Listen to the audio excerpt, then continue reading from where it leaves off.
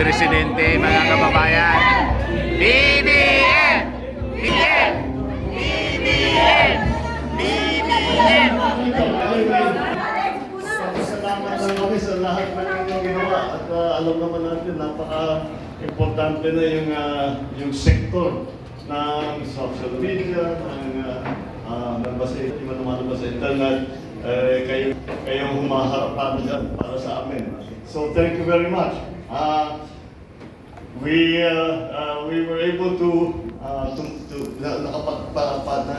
nakatayo tayo ng isang sistema para sa eleksyon na matibay-tibay.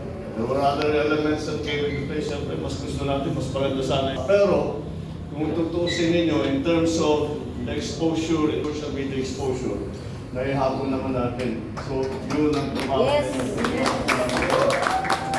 Kasi, nung nag-start tayo, medyo malayo tayo dun sa mga iba. Naihapon naman natin. Pero, ganun talaga.